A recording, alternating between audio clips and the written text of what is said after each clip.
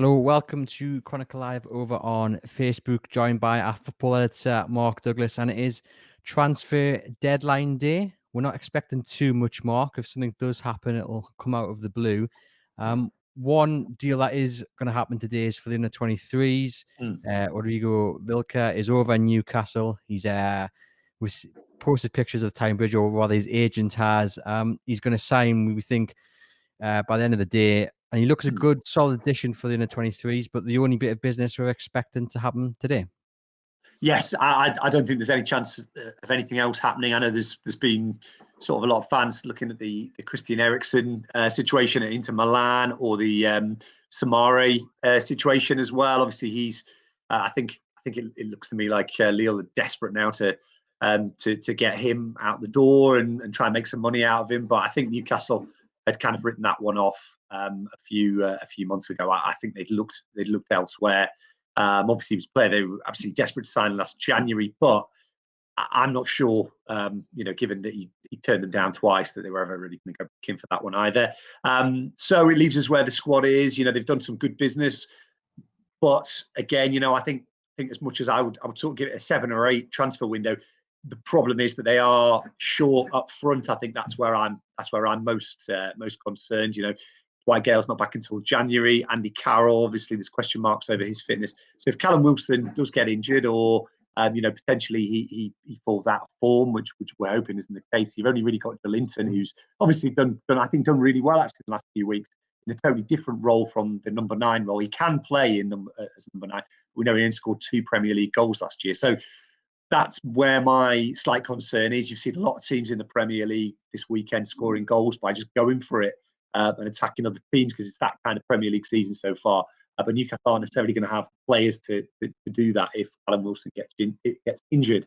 But Newcastle have obviously, I think they used their transfer budget. I think at the top and bottom of it, I don't think they had a lot of money left to go in for players today, to be perfectly honest. I mean, they were looking at loans, but I don't think Steve Bruce is expecting anything. I think he's being kept informed on the phone. But I think the way that he talked on Monday made it very clear that things weren't going to be particularly busy today.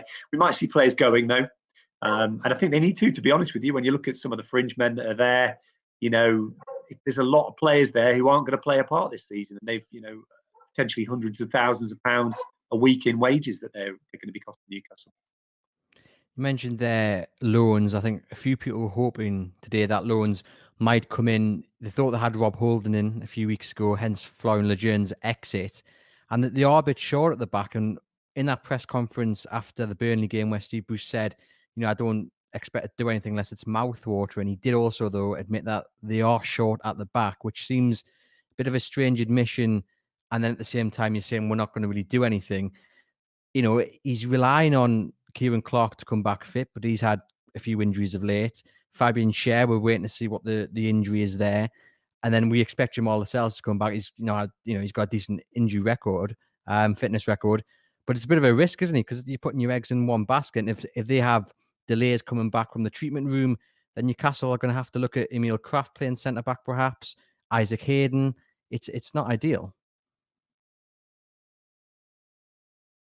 No, it's not. It's not. I mean, the problem is that, again, you're looking at a Newcastle United squad there that has got the players in it, has got the potential centre-backs there to cover them until January at least, because you remember when you've got the summer window and then you move into January, you're potentially looking at the start of September through to the 1st of January. Well, we're obviously a month less now.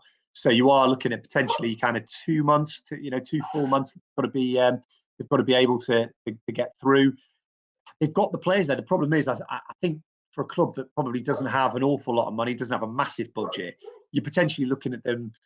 Do you go and sign another player and have them on the wage bill, and then you haven't got that slot in January, or do you sort of take the risk maybe and say you might not have players back straight away at the start of when they come back after the international break, but probably by November you're going to say there's going to be 2 or 3 centre backs back. The one thing that obviously is, a lot of fans will look at and say is strange is that Florian Legeune's played games in La Liga, and they did obviously decide to loan him out. I think they loaned him out solely to develop for him for his career, rather than necessarily to to sell him, because I don't think necessarily he'll end up leaving at the end of the season. Essentially, I think they knew he needed games. They knew he needed to get matches under his belt. And so that was the reason he was sold. But you can potentially say that there's a bit of a that might end up coming back to bite them. Defensively, I think it's I can understand why they did that. I think the striker situation worries me a little bit more, because they've got rid of Mutu. I understand why they got rid of Mutu. He wasn't going to play games, but he was an option. They haven't got anyone in the under 23s that can come in and plug that gap striker wise. They've got Andy Carroll, but he didn't look great against Newport. I think he's, to me, more like a cameo roles that he can potentially do. So yeah, I am worried about strikes. I'm not so worried about defensively. Obviously, if players break down, then they are in trouble. But you think about it, if they get the players back fit, and obviously I think they were saying Kieran Clark's maybe a couple of weeks. Jamal Lascelles, it was a small injury. Then you've got Freddy Fernandez, you've got Paul Dummett, who is a few weeks away, but potentially he'll be back by January. He can play centre back as well. Emil Kraft did okay, didn't he, when he played in that role as well? So, and Isaac Hayden can play there as well. So you wouldn't want those players to be playing centre back, but do you go and sign a player just on the off chance that those players might come back? Well, I suppose that's the gamble that they've taken. Striker, I think, is more of a gamble. But again, I think we could have been saying things very differently if they'd have been taken over, and I think they would have gone and done those deals. But Newcastle are paying the price for having so many players who they've got on the squad who aren't potentially going to be involved. I mean, you've got Henri Save potentially could be. Is that the worst transfer in Newcastle's history? You could make a case, couldn't you? It's as bad as any that think that they've done in terms of the cost that it's had for the club. Most certainly. We'll talk a bit about potential outgoings just a second. I just want to get your view on whether Newcastle are potentially risking for the rest of the season, because we're relying on Callum Wilson to get the goals. We're relying on Alan St. Maximin to be that creative spark. We see how bad Newcastle are, how shall we say, not as effective Newcastle are on the front foot when St. Maximin's not there. So you're relying on them to be fit and on form. And without them, who are the match winners in that side? Well, there aren't any really, are there? Miguel Almiron, I would say, potentially is one. He wasn't involved on Saturday, and I think there was a lot of disquiet about that before the game. I think he's had a difficult start to the season in terms of being in and out of the team. Obviously, I think he's played quite well when he's been involved, and I like him. I like Almiron a lot, but there's obviously there'd be a bit of pressure on him. Who else is going to score the goals? That's the question, isn't it? Joelinton, as I said, I think he's doing a lot better, but I think he's still a little bit away from being a guy that you'd say he's going to go and win games. They are massively reliant on Alan St. Maximin. I'm surprised that nobody has come in and tested the water for St. Maximin. Actually, we talk about why Newcastle got him, because there was a feeling, I think, at the time that is he got the end product? Is he consistent enough? Well, I think Newcastle fans will tell you that he's been very consistent at Newcastle. So I think they maybe would have expected to see some interest in him. But what was nice was the fact that probably the reason there isn't interest in him, because he's not looked to generate any interest in himself. We had, I think, when Musa Sissoko was here, he had one good half season and he started talking about wanting to leave to go to a Champions League club. We haven't seen that from Alan St. Maximin. So that's really nice. I think the problem there is that you're talking about is not necessarily a problem of the transfer window. It's just a problem with Newcastle at the moment. They are so reliant on one player. But we're starting to see from Jamal Lewis a little bit of that's a little bit of threat from the left wing back position. So they are developing a little bit, But I think the big question that we have is, obviously Saturday was a great and a timely win for Steve Bruce, but they have been up and down so far this season. So the next three, I think, when you look at them, they're tough games, the three of them. But Manchester United, you'd say winnable given what we've seen from them the other day. Wolves, Newcastle have a decent record against Wolves. Everton, well, are they going to keep motoring as they have done at the start of the season? But those three games, I think, will tell us a lot more. What's the points total going to be at the end of those three? That might tell us a little bit about where Newcastle are at the moment. But it's been points-wise, it's been a pretty good start to the season. But like you said, the concern is that are they so reliant on Wilson and St Maximin, and I think St Maximin in particular does, he does have the way he plays. I think he gets injuries, doesn't he? And he's going to be kicked from pillar to post. I think he's one of the most fouled players in the Premier League. So I don't think it's his fault that there's fitness worries. I mean, on Saturday he just got Phil Bardsley just resorted to kicking him, didn't he? And that was why he ended up going off. I suppose, if Newcastle do pick up injuries during the international break, they still have till the 16th of October to potentially bring somebody in from the Championship. And there are still some good players knocking around. I mean, no one's been linked, but they have that kind of security blanket. It would be unexpected, but, Troy Deeney's still at Watford. Todd Cantwell doesn't look like he's leaving Norwich today. So there's still a bit of time to manoeuvre should Newcastle suddenly feel the urge to. Yeah, I mean, I think it would take. You've got to remember that I think the problem that we're dealing with now is this deadwood.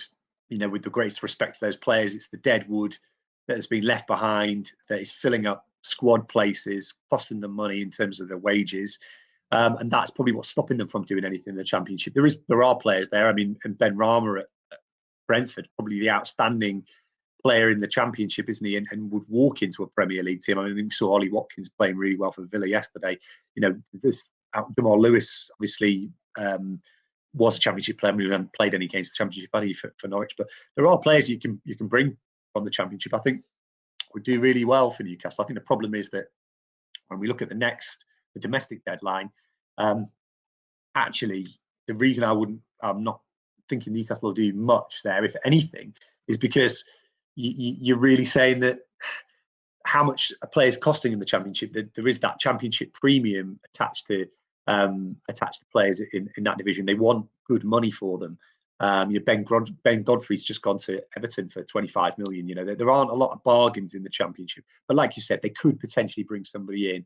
But I'd be surprised if they did anything like that. But it is there for them. So if there was an absolute disaster, then they could do that. What would be more likely is there might be some loan outgoings then. I mean, Matty Longstaff's probably one to watch for that.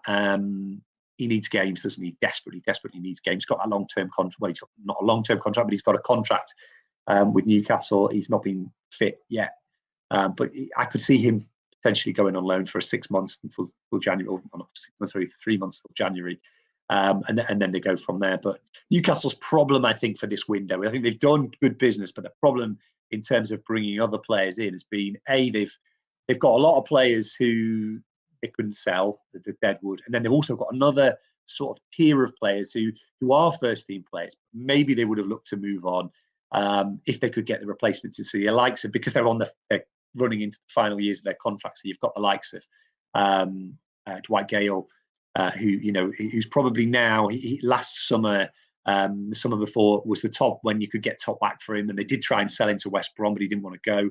They potentially could have sold him in January, but they needed a striker. This summer, he's obviously got injured really early in the close season. So, he was one I think they could have potentially sold and traded on. I mean, Bruce likes him, and he did score some goals at the end of last season, but he was one. Matt Ritchie was another, but again, he was on very, very big wages. He just signed his extension as well, but I think Bournemouth were really keen on him, and his kids are all in the south as well, so he could have gone as well. But there's that's the problem for Newcastle at the moment. Maybe that market has evaporated where they could potentially sold players who had a year or 18 months left on their contract. That market's not really there anymore. There's not a lot of money floating around in the Championship for teams to want to come and buy the likes of Dwight Gale, who they maybe would have previously. And other teams in the Premier League might look at Newcastle's guys with 1 year left and say, well, we can't afford them. We can't afford the wages they're on either. So, it's been a difficult window. I mean, it's been a strange window, really, because we've seen some massive deals happen, which kind of flies in the face of the reality of football's finances, which is that they are a little bit precarious below the Premier League. You mentioned deadwood prior to that point there. We've got Rolando Aarons, Henri Save, Ashraf Lazar's another one, and they just can't get rid of them. I mean, Lazar and Save into the last years of their contract, but I mean, you'd say for Aarons potentially he could go out on loan in the next 2 weeks given the domestic deadline, but for Save and Lazar, you'd be looking at Turkey, you'd be looking at France, and obviously they've got 4 hours to go now to get a deal sorted. It doesn't look likely, does it? No, there's not been any interest in them. I mean, I think the problem was in Lazar's case was that he did have a move lined up to a club in Serie B, but there's wage restrictions there now as well. They're on big contracts. They were signed, both of them signed. Save was signed as a first team player in January 2014 now, and we're getting into 2020. He was signed on a big contract, a really big contract, a long-term contract, because they thought he could potentially be the next sort of Sissoko, the next Kabay. It just hasn't worked out that way. Successive managers haven't rated him. Lazar, I think Rafa Benitez knew that was a mistake pretty early on. Just didn't, wasn't fit. Then I think his attitude wasn't quite right, was he? I think he thought he was better than he was. Let's be perfectly honest. Both big deals, both massive contracts, really. When you look at what they've actually achieved, and both big blunders, really, for Newcastle. You have to say it just hasn't worked out for either of them. And the problem is, would you expect them to take wage decreases to move on? Well, no. Why should they? They're being paid. They are being paid. But I think for somebody like Save, I mean, what a waste of a career. He's been spent 6 years at Newcastle. He's done nothing. Scored 1 goal, I think, was it in that game at West Ham? Bizarrely, did really well in that game actually, and then never played again. But what a waste of a career. He's had a couple of spells, hasn't he? He's been to Turkey, but last year didn't play at all. Not even playing in the 23s, not even involved in the EFL Trophy. Not played this season. He trains every day, goes in. Fair play to him, I suppose. He does that part of his job, but it's a really, I mean, it's just an edifying. But there's a lot of players like that across the leagues. But I mean, Lazar obviously had his chance, didn't he, at Sheffield Wednesday when Steve Bruce was manager there. But you can tell how well he did there. That Bruce didn't then even name him in his squad, which is really poor. Aaron's is slightly different. I think injuries really have cost Rolando Aaron's. I think he would have been an outstanding talent. If he hadn't have got those injuries, maybe there were one or two problems just at key parts in his Newcastle career. But I don't see why he shouldn't go to a club in League One or the Championship and go and be a really, really good player. But again, he's on such big wages that a lot of those clubs can't afford him. So, I think all 3 of them will leave at the end of the season, and potentially, hopefully for them, they'll go and actually play some football games if they need to. It's hampering Newcastle. It's dead weight for them really at the moment, and it's just not a great situation for anybody. And I think probably you would have seen if there had been a takeover, those players would have been paid off. But Newcastle obviously, in their current guys, don't have the money to do that. I guess the other one to watch out for with this domestic deadline is Jacob Murphy as well. Now, Steve Bruce said he wasn't going to go out alone, but I guess if you get to the 13th, 14th of October, now there's deadlines on the 16th of October, the domestic one, and you're not in the team, you've got Ryan Fraser ahead of you, obviously Alan St. Max from Almiron, Joe Linton out on the wide as well. You could be potentially 5th choice of your Jacob Murphy, and you'll probably be knocking on the door saying, well, look, you're not giving me my first team opportunity, other than in the Cups where he's performed very well. But you could potentially see him head out on loan within the next 2 weeks as well if he wants to, first team football, say, back at Sheffield Wednesday or a team like that. Yeah, I mean, that's one to watch, really. I think that is there are probably 1 or 2 players in Newcastle's squad that there are a lot of takers for. Murphy's one. Rangers really, really keen on him, and I think he would look at that as an option if Newcastle were willing to get rid of him. I think his top priority was to play for Newcastle United. He has played. Obviously, he's played in the League Cup games. He's done well enough in those League Cup games, I think, to be part of the conversation about playing in the Premier League. So I don't think he'll go this window, but I think if he doesn't play and Newcastle potentially have 3 or 4 in front of him, then it might be revisited in January. It might be the case that, look, he needs to go and play. He's still not that old. He still needs games. Basically, he's not had a lot of games in the last 3 seasons. Obviously, he played for Sheffield Wednesday and did well for Sheffield Wednesday, I think, as well last season. He did really well, I thought, against Newport. Just lacking that kind of cutting edge. But he's another one who's, I think I'd like him to be in and around the squad, because he's shown, I think all you can say about players when they come back from a loan spell is, look, get yourself like into a position where you have a good pre-season and you're part of you're part of the thinking of the manager, and he is at the moment. So I wouldn't want to see him go, to be honest. He's got a great attitude. He's a brilliant guy. I think by all intents and purposes, he's really good. He's got great work ethic. Did well for Rafa in that first season, I think, after a really difficult start. Just wasn't involved last season. I could see why they let him go. Obviously he had his spell at West Brom, and then he's had his spell at Sheffield Wednesday. It looked as if his Newcastle career was over. But I think he's got something, Jacob Murphy. I wouldn't want to see him go just yet. You've got to remember there's going to be, especially with Newcastle still being in the League Cup, you're talking about in January. This is a condensed season. There's a lot of games. This is only a week. It's a week international break, isn't it? And then they're playing 3 international games in that time. Then the players come back. So there'll be 1 or 2 who've obviously gone away with international teams, including Ryan Fraser. There's another international break before January as well. So you can't just count injuries. They've had a very small summer. This is going to be a really strange season. It's going to be a really odd season, I think, because players are going to get tired. There's going to be injuries. Murphy's best plan is to stay at Newcastle United, because I think there'll be injuries. There'll be things that happen between now and the end of the season where he will get games, and all he has to do when he gets the games is take his chance, like he did against Newport. I think he did well. Just didn't score a goal, but he was probably the one who did the most on the day, and he was probably their man of the match on the day of players who started. Probably Wilson or Jolinton was the man of the match based on the fact that the game changed when they came on. But Murphy was pretty good, so I would keep him. Atsu's probably the one that you would say likely to go today, possibly. There's some interest from Forest, there's some interest from the Championship. He'd be a great addition for a team in the Championship. He's a good player on his own right, probably just not quite at the level that Newcastle United need to be moving now, and he's just not really turned in those performances on a consistent basis now to merit really being in the Newcastle squad now. But he's not a bad player, is he? He's certainly not terrible, and you could see him going into a Championship club on loan and really being a good buy. Definitely. I've been told that Watford have had initial Watford. talks on it. So it looks like maybe he'll replace Saar, who looks like he might be going to Manchester Right. United now. So not the worst Good. replacement in the No, Championship.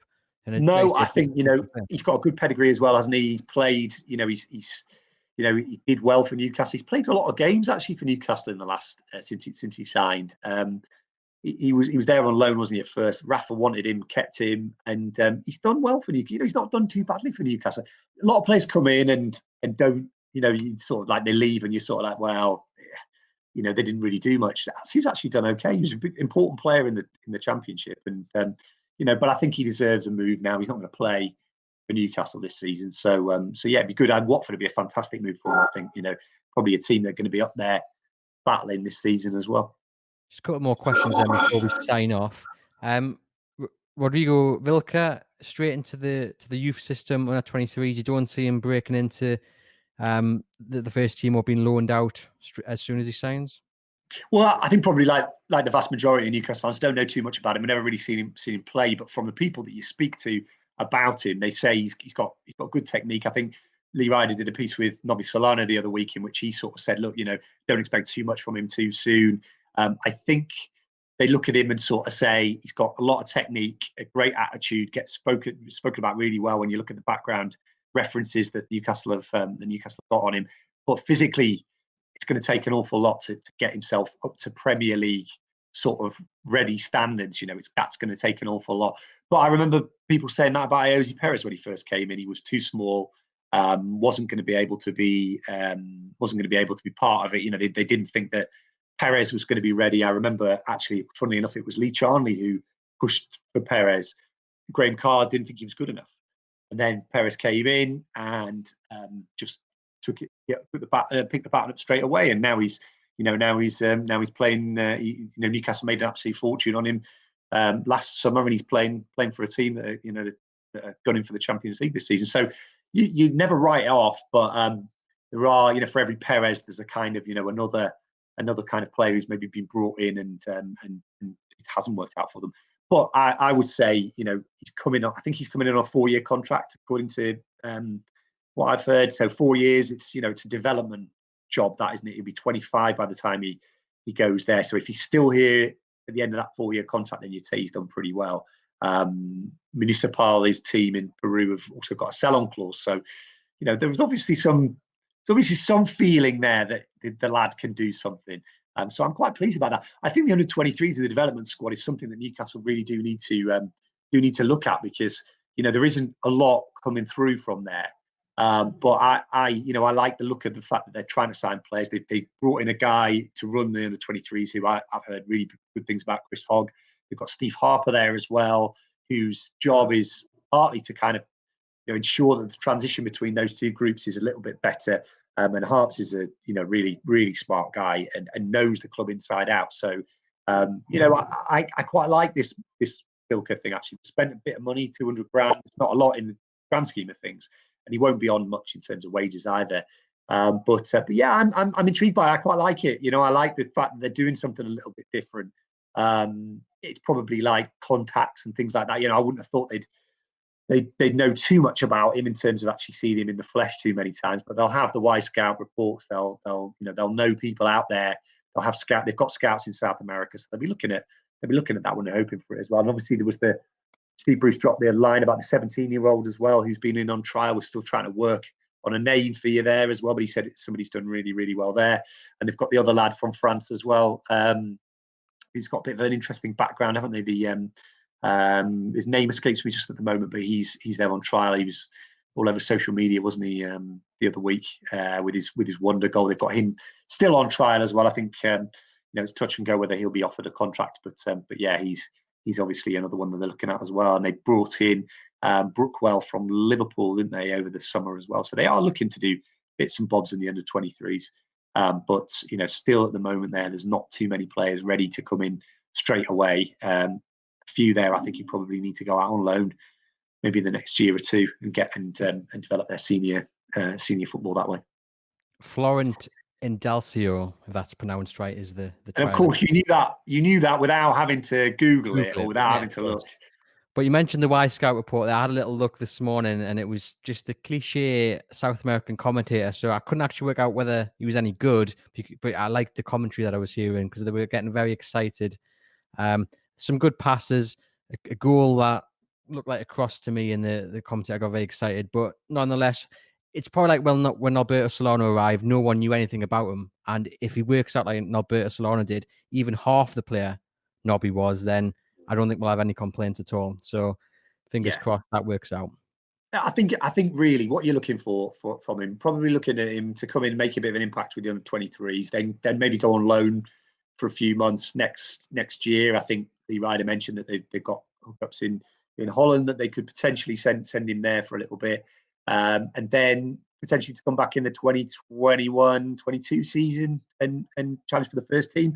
That's maybe a development plan that they could look at. But if he does really well, why not give him a chance? And like I said a few minutes ago, this could be a really odd season in terms of players going down with injuries. That they're going to need to have a proper squad. I think it's going to be a crazy season. 7-2 and 6-1 yesterday in those two big games show you that this isn't a normal season.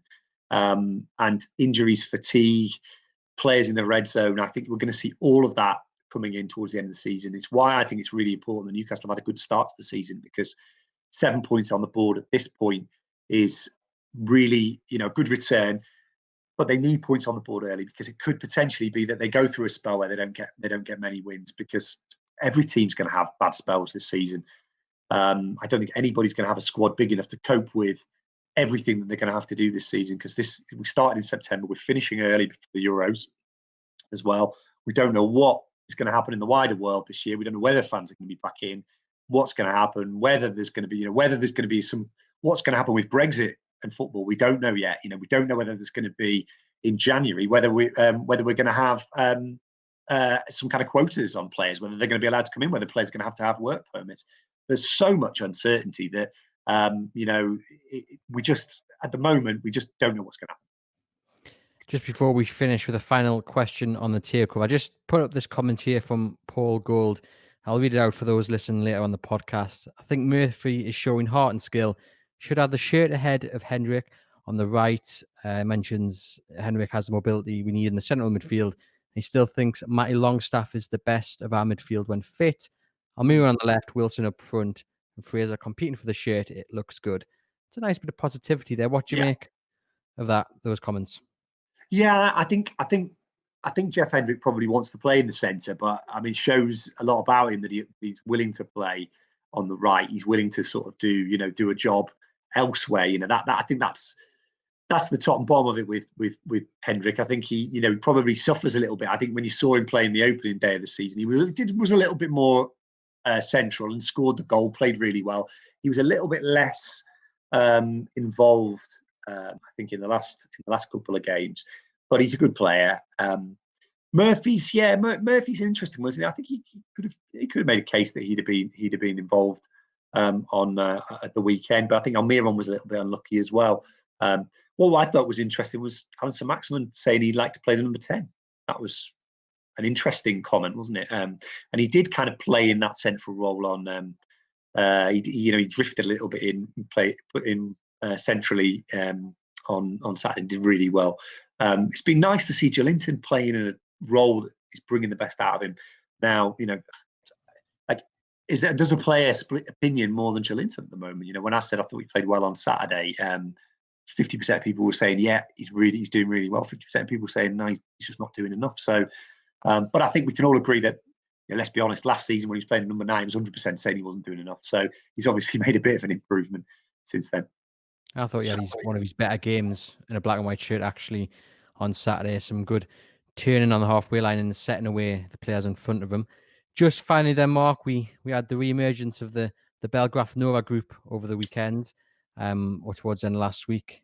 Your thoughts on the news? I mean, it was a story on the BBC that they'd held talks with Mike Ashley's representatives, so they claim it. Yeah, where do we start with that one? The problem is there's so many holes in that story that it just feels difficult to take it seriously. They talk about revenues of whatever in the billions, but that is not the same as having money available and being owned, but a group that's owned by people who have the money to take Newcastle United forward. They made they made a total hash of the approach originally. The publicity surrounding it. I mean, for a start, it was leaked before when they'd made a bid that was just not ever going to be accepted. People then briefing stuff that just didn't make any sense. Talking about Alan Shearer, about Cristiano Ronaldo,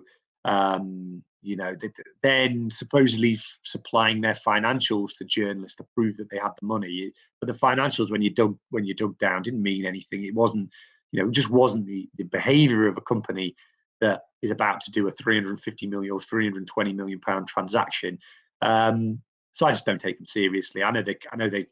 I'm sorry, if they get the money together and do it and put a bid in and get going, then brilliant. We've seen how many times over the years that how many people have said they're going to do things or claim that they're interested and not actually done it. Henry Morris is another one. Supposedly was really interested, but as soon as the Saudi bid withdrew, then he went the journey as well. So to me, that looked as if it was something that was set up to either push them along or to detract from the validity of the Saudi bid. The only game in town is the PIF backed bid. I'm sorry, that's my firm belief. That bid is obviously on the back burner at the moment because of the difficulties with the Premier League. Mike Ashley has employed legal counsel to try and force the Premier League into making a decision. So that one's still flickering away somehow in the background. PIF, as I said at the weekend, have had other clubs ask them whether they'd be interested in investing. At the moment, they're still, keeping their powder dry. I think, it'd be very difficult to get them to say anything on the record at the moment about still being interested in Newcastle. It's been a humiliating experience for them in a way. I'm not saying it's their fault, but it has been humiliating because they are one of the world's richest sovereign wealth funds. Yet they've not been able to do this deal. There's been a lot of talk and a lot of let's be honest, a lot of things said that probably just could have waited, I think, around that takeover. But that was the nature of it. It got very frenzied at the time. Pochettino, all that kind of stuff, and there's kind of shopping lists and things like that we we saw that. I think the problem was that just became crazy. But I think they're the ones to watch still. It's all gone quiet, and it will be quiet for weeks and weeks. I think now. I don't think we'll hear anything concrete on that one for a while, but it's not gone anywhere. In terms of the desire to do the bid, for the desire to do the takeover from the Rubens, from Staveley and Company, from PCP Capital, and from PIF, although they are being a little bit more sort of quiet at the moment. But those three parties, I think, are still interested in buying Newcastle United. Mike Ashley, crucially, seems committed to them as well. That'll put other people off, I think, coming in and necessarily buying the club who are serious, because it costs a lot of money to try and buy a football club. You have to go through all the due diligence. You have to then also legally get lawyers, employ all these things. It costs a lot of money to do this. And if you think that there's somebody else who's, that the owner's more interested in, then why would you do it? And that, to me, means that the takeover, really, if it's going to happen, it's going to be the Saudis. Again, like I said, with Newcastle and the transfer window, look, there's a lot of things can happen in the next few months. Football is in big trouble. The Premier League is at the moment still just about keeping their heads above water, but the longer and longer fans aren't allowed into the grounds, the longer and longer the teams are going to be suffering financially. The Premier League relies on these huge TV contracts and massive commercial success to keep the product going. It's just about done it this summer, because we've seen, at the moment it looks in rude health because games are interesting and just new players and all these things, but it can't go on like it is at the moment for too long. Are they going to realistically say, if somebody's coming in and guaranteeing £500 million investment into a football club, and also, as they told us, they told me, they told you, they told everybody, we are willing to bid for the rights in our territory and put a lot of money into that. Realistically, if they can get through the idea of where the influence will lie with this bid, which is obviously the big problem, but that is what they're trying to now sort out. Would they be more conducive to it? There's a lot of things going on behind the scenes, I think, that we don't know about. We saw people leave the Premier League who've been involved in this takeover. We don't know why yet. We don't know what's been going on there. There's so much that we just don't know about it. That's what's going on behind the scenes. I know there's politically there's a will, I think, kind of definitely to get this deal done. The Conservative Party are keen to kind of like get this investment done. We've seen Rick Holding, I think, was it one of the new kind of MPs in the Northeast, has spoken about it. I think he mentioned it again yesterday on the BBC Politics as well. So this is still, I think, the immediacy of it has gone, but I'd be really surprised if we don't hear anything about it ever again.